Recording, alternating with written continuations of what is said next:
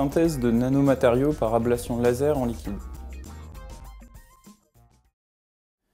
Pour vous, que représente quelque chose de petit? Un cheveu? Une fourmi? Une poussière? Ou votre frère peut-être? Pour moi, c'est une nanoparticule, un élément de matière de taille nanométrique. Vous voyez ce que c'est? Ah non, vous ne pouvez pas voir parce que c'est trop petit en fait. Mais vous imaginez? Non, toujours pas? Alors, imaginez un humain et une nanoparticule l'un à côté de l'autre. Ce serait comme la Terre et un M&M's à côté. Incroyable, non?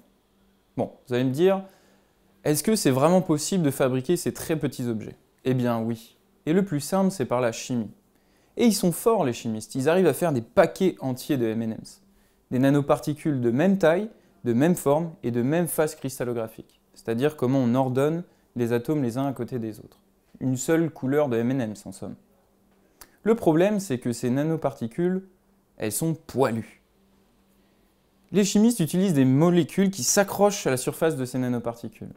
Et moi, dans mon travail, je veux des nanoparticules imberbes, sans rien à la surface, qui seraient utiles dans des applications comme en médecine, pour lutter contre le cancer, ou lutter contre la pollution en les mettant dans les pots catalytiques de nos voitures, ou même dans les énergies renouvelables, en les insérant dans les cellules solaires.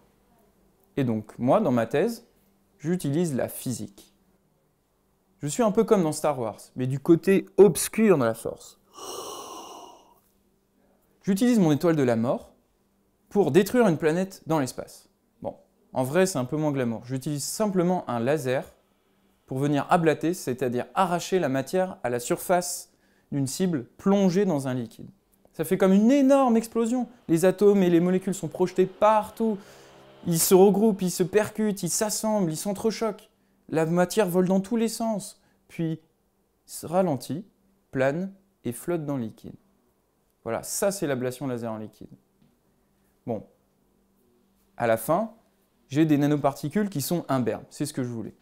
Mais, comme la réaction va très vite, il n'y a aucun contrôle, j'obtiens des nanoparticules qui sont de toute taille et de toute forme. Imaginez votre paquet de M&M's avec des M&M's qui feraient la taille d'une balle de tennis jusqu'à la taille d'un grain de riz. Pas très pratique. Donc dans mon travail, j'essaye de comprendre ce qui se passe lors de cette explosion. Comment la matière forme ces nanoparticules de toute taille et de toute forme, et au final essayer de fabriquer des particules uniformes. En gros, je suis Dark Vador qui fabrique des M&M's.